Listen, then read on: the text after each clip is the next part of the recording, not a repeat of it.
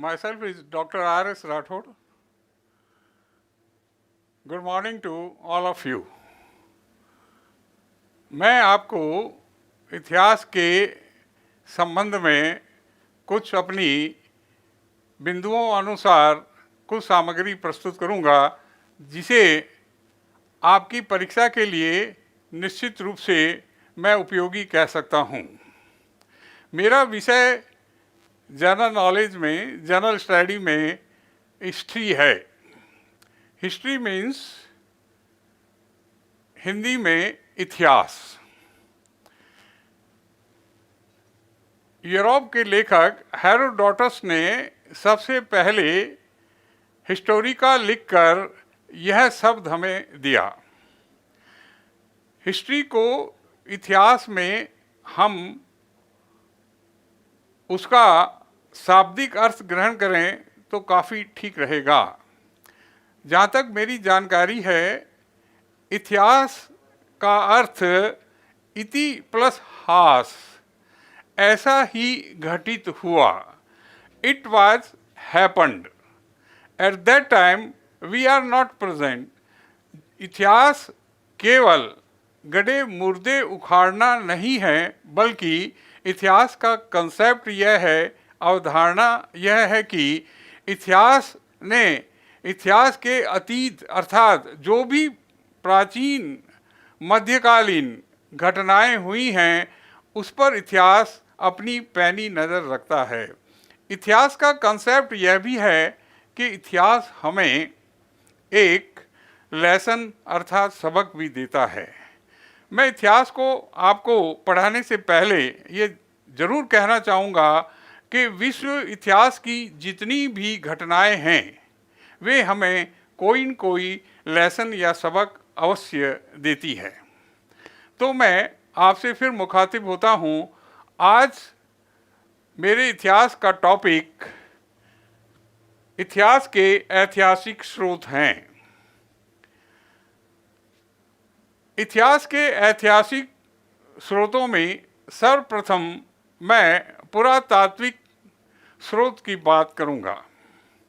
पुरातात्विक स्रोत से अभिप्राय यह है कि उत्खनन अर्थात खुदाई से प्राप्त सभी सभ्यताओं के अवशेष जो हमें प्राप्त हुए हैं, हमें उस काल की जानकारी प्रदान करते हैं। इतिहास के अवशेषों की कालक्रम निर्धारण में बहुत सहायता मिलती है। इतिहास का जब हम कालक्रम निर्धारित करते हैं तो निश्चित रूप से यह सामग्री हमें बहुत सहायक सिद्ध होती है। सामग्री का अवशेषों का कालक्रम निर्धारित करने में एक पद्धति भी अपनाई जाती है, जिसे RC14 कहते हैं।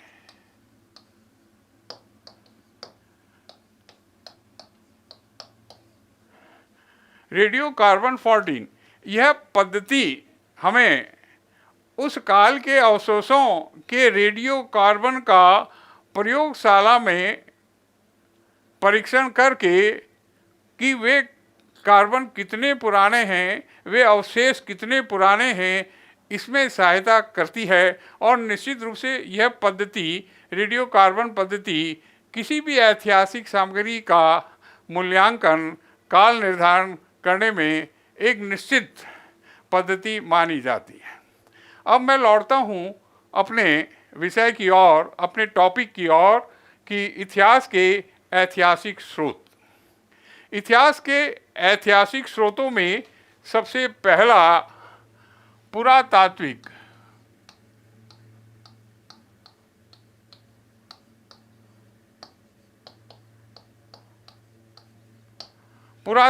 स्रोत है। इन पुरातात्विक स्रोत में सर्वप्रथम मृद भांड आते हैं।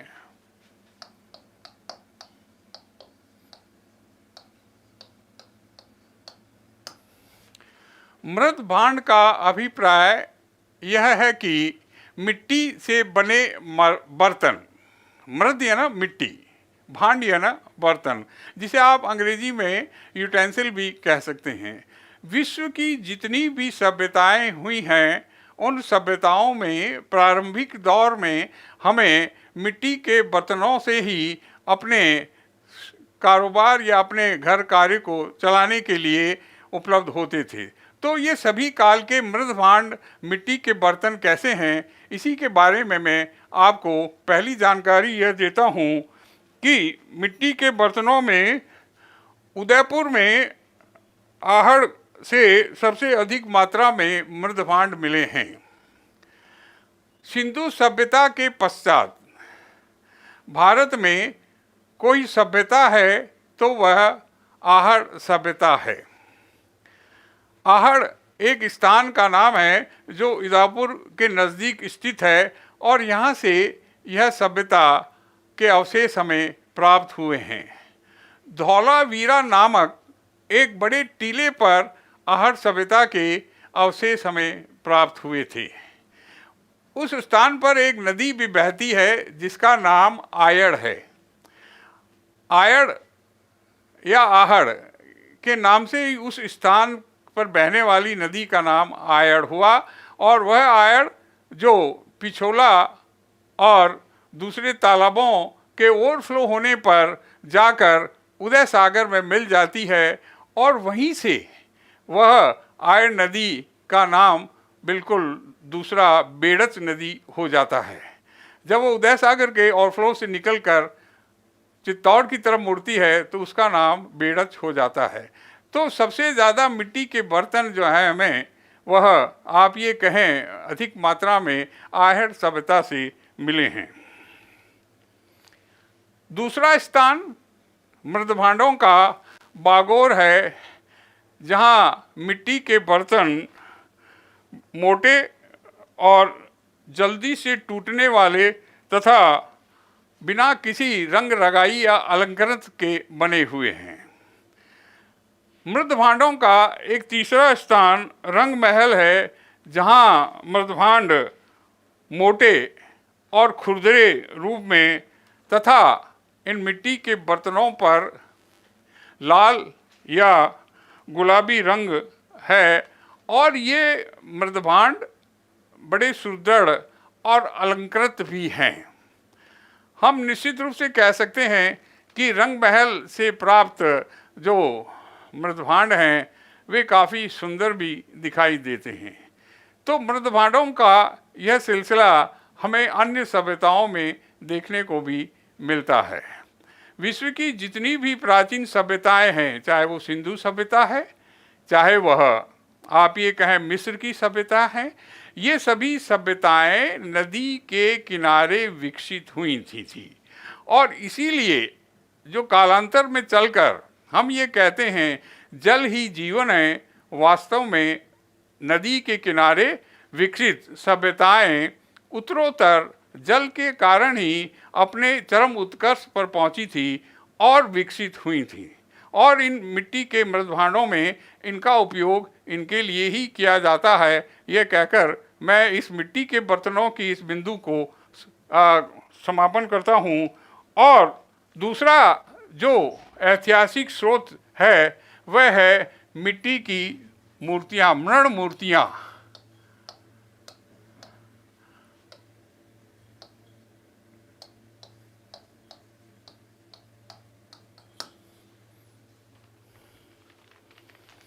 मिट्टी की ये मूर्तियाँ विभिन्न सभ्यता स्थलों से हमें प्राप्त होती हैं और रंग महल से प्राप्त गांधार शैली की मूर्तियां हैं, जिसमें गुरु शिष्य और भिक्षु तथा भिक्षुणियों की मूर्तियों के अवशेष प्राप्त हुए हैं। मैं ये शब्द स्पष्ट करना चाहूँगा, गांधार शैली, मूर्ति शिल्प कला की यह शैली, गांधार शैली का अर्थ यह है कि इस गांधार शैली के विषय यानी टॉपिक जिस पर मूर्ति बनाई गई है वे विषय तो भारतीय हैं, लेकिन उनकी शिल्प कला यूनानी है। इसीलिए गांधार शैली को हम इंडो ग्रीक स्टाइल भी कह सकते हैं। इंडो ग्रीक शैली के नाम से भी इतिहास में यह प्रसिद्ध है। तो मिट्टी की यह मूर्तियाँ उस काल के अवशेषों का हमें एक विवरण प्रदान करती है और इनमें ये मूर्तियाँ उस काल के जनजीवन को भी स्पष्ट करती है। टोंक जिले में स्थित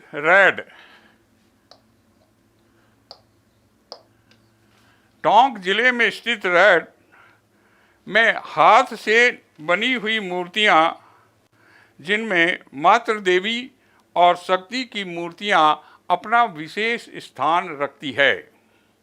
वास्तव में रैड सभ्यता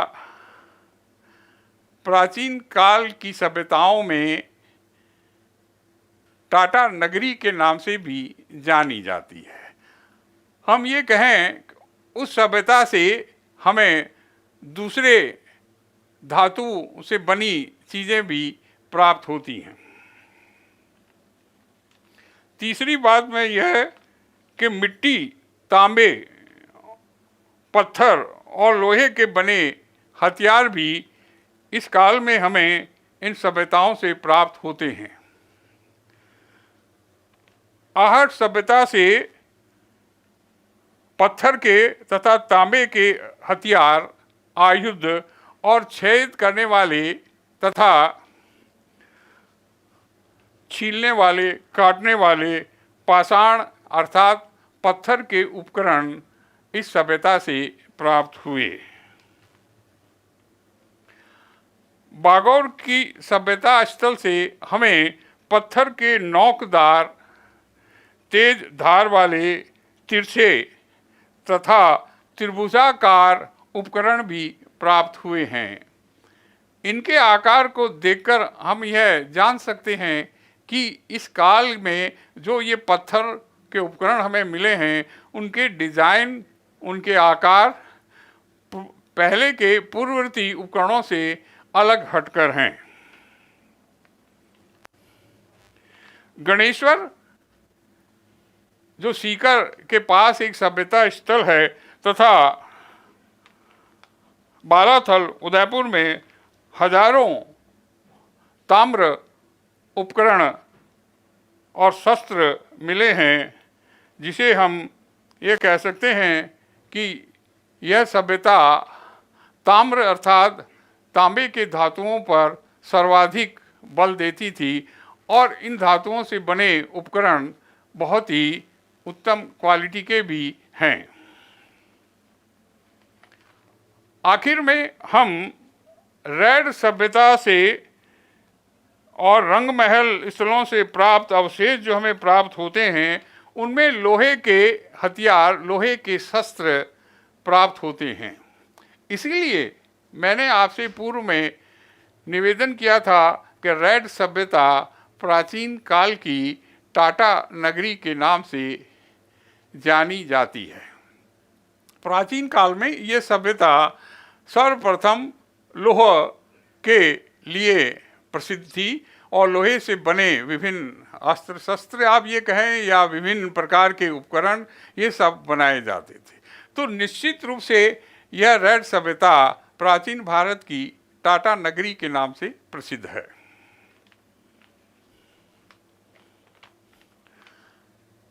इसके चौथे बिंदु में मैं इस अवशेषों में ग्रह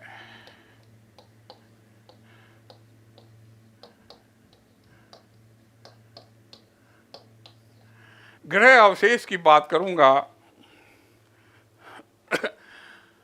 राजस्थान में कालीबंगा सभ्यता स्थल जो सिंधु सभ्यता का एक प्रमुख स्थल के नाम से प्रसिद्ध है, वहाँ मकानों में मिट्टी की ईंटों से बने घर के अवशेष मिले हैं और इन मिट्टी की ईंटों के ऊपर गारा लगा हुआ है, जिससे हम ये कह सकते हैं कि उस काल के घर, उस काल के मकान के जो अवशेष हैं वो मिट्टी की पक्की ईंटों से बने हुए हैं और वे आप ये कह सकते हैं पर्यावरण की दृष्टि से उत्तम भी कहे जा सकते हैं। तो इस प्रकार यह चौथा कि ग्रह अवशेष उनमें किस प्रकार से किन चीज़ों का उपयोग किया गया, इन अवशेषों का हमें जानकारी मिलती है और उससे हम उस काल के परिवेश और वातावरण को समझ सकते हैं।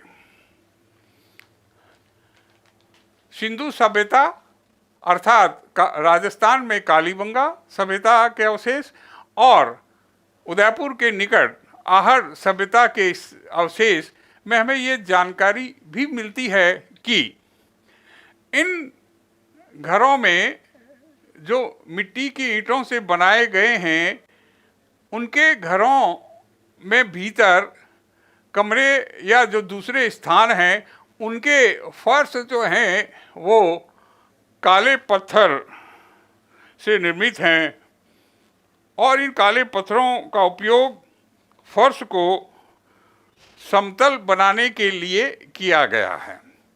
हम देखते हैं कि घर में जितने भी स्थान होते हैं उनके फर्श समतल हों, इसके अवशेष हमें पूर्व में आहड़ सभ्यता से ही प्राप्त हुए हैं। यह सभ्यता सिंधु सभ्यता या कालीबंगा सभ्यता के अवशेष के बाद एक दूसरी प्रमुख सभ्यता स्थल है जो वास्तव में आहड़ के नाम से प्रसिद्ध है।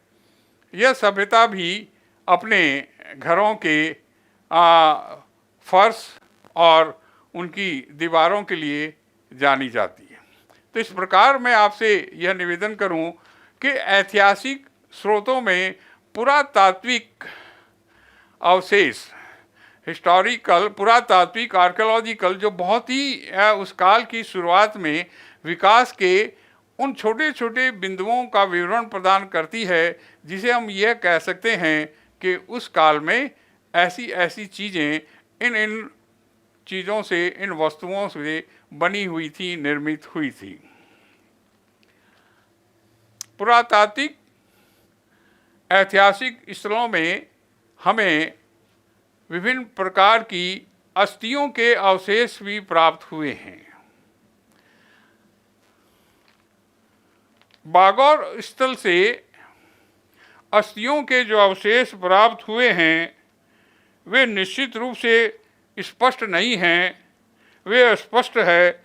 और बागौर के इस स्थल से जो अस्थियों के अर्थात हड्डियों के जो अवशेष प्राप्त हुए हैं वे अस्पष्ट हैं और यह मुश्किल हो जाता है कि जब हम उनकी जानकारी प्राप्त करते हैं तो यह थोड़ी सी दिक्कत का सामना होता है कि ये अवशेष, ये हड्डियों के अवशेष किस पशु के हैं। अवशेषों में अस्थियों का अवशेष भी अपना एक अलग स्थान निश्चित रूप से रखता है। इसके पश्चात में कांच तथा पत्थर के मणके, यह भी विभिन्न सभ्यताओं के स्थलों से हमें प्राप्त हुए हैं और निश्चित रूप से हम ये कह सकते हैं कि उस काल में पत्थर और कांच के बने मणके, यह शब्द इसलिए मैं आपके लिए काम में ले रहा हूं कि यह पूजा स्थल पर या किसी माला को बनाने के लिए इनका उपयोग किया जाता रहा होगा। यह अवशेष कांच के और पत्थर के मणकों के रूप में हमें दिखाई देते हैं और इन अवशेषों से हम ये कह सकते हैं, जैसे आज के युग में अगर कोई पूजा स्थल पर बैठकर या किसी माला को अपने हाथ में लेकर वह कुछ अपना ध्यान केंद्रित करता है तो निश्चित रूप से उसमें रुद्राक्ष के मणके होते हैं। रुद्राक्ष, यह जो शब्द है रुद्र, यह भगवान शिव का सबसे प्रारंभिक रूप है। यह जो शिव जो है अपने गले में इस रुद्र की माला पहनते थे। हिमालय के उस उच्च शिलाखंड पर विराजमान भगवान शिव सत्यम शिवम और सुंदरम के लिए तो जाने ही जाते हैं, तो वे भी रुद्र का उपयोग करते थे।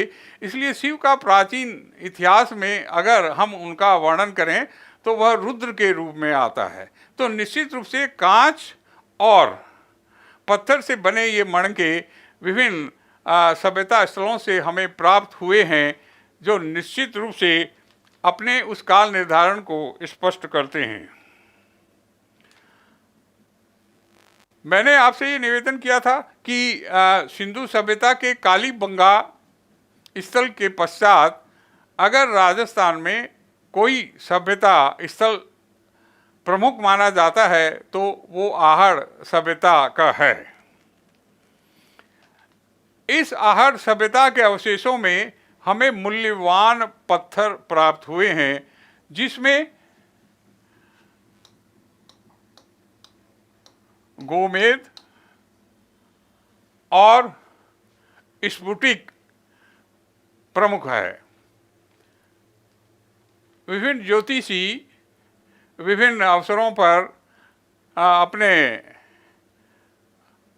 संबंधित व्यक्तियों को जब अंगूठी में या मणकों में गोमेद धारण करने का सुझाव भी देते हैं।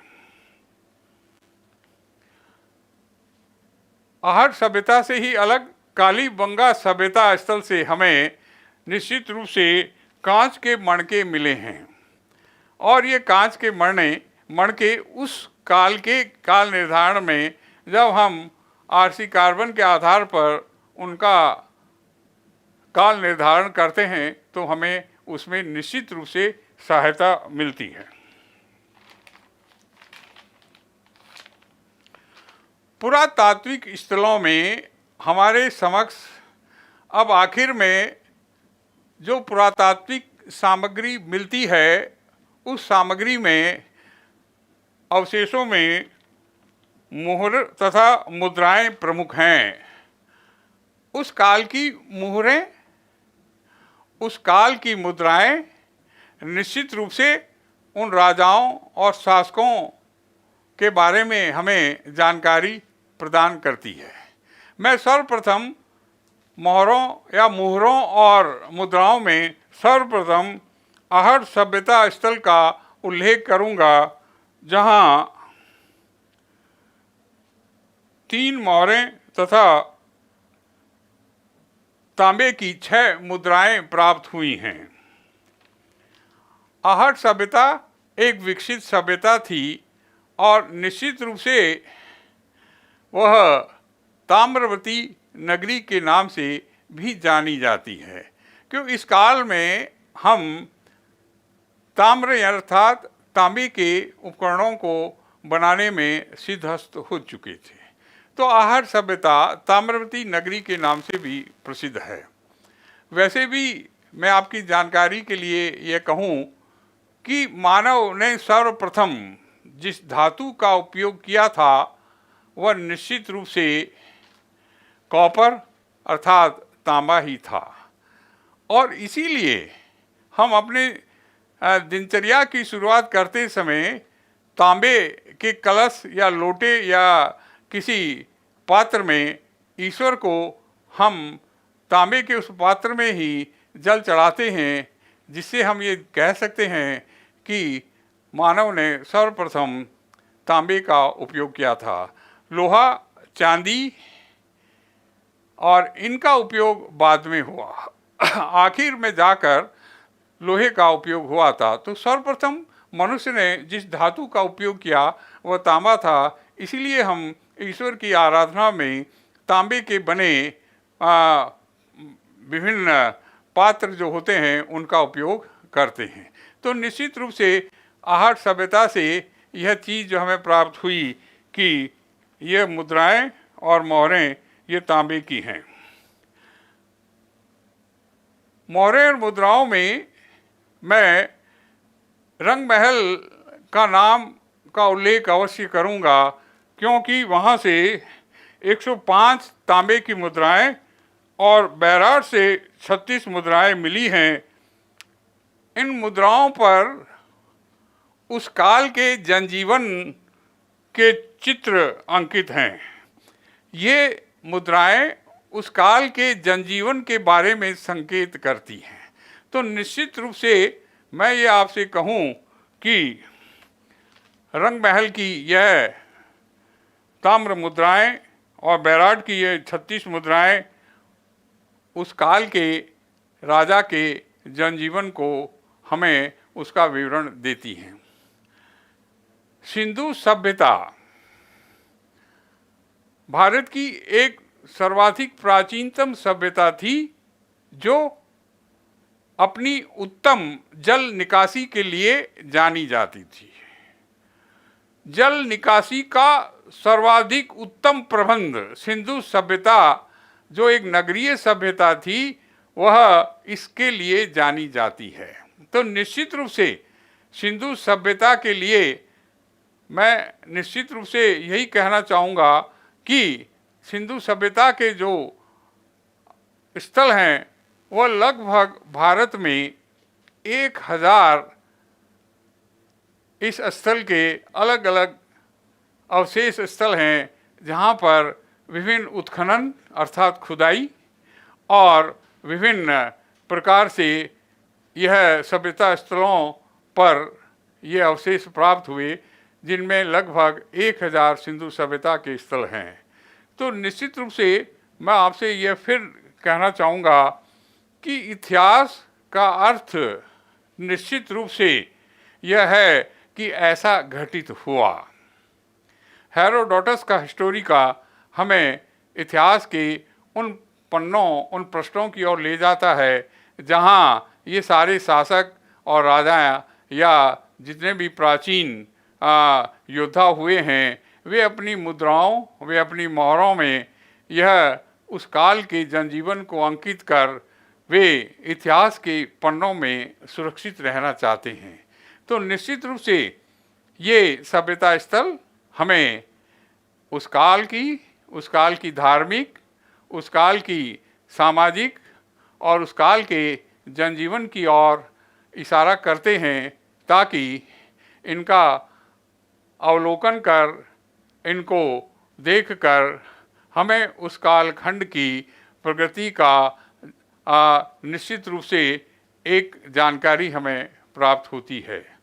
तो मैं निश्चित रूप से पुरातात्विक स्थलों में निश्चित रूप से जो भी पुरातात्विक स्थल राजस्थान में हैं उनकी जानकारी देकर मैं ये आपसे कहना चाहूँगा कि ये सभी स्थल, चाहे वो कालीबंगा है, चाहे निश्चित रूप से वो आहड़ है, ये उस सभ्यता स्थलों के अवशेष जो हमें मिले हैं वे इतिहास के जानकारी और प्राचीन इतिहास के जनजीवन को समझने की तरफ हमारा इशारा करते हैं।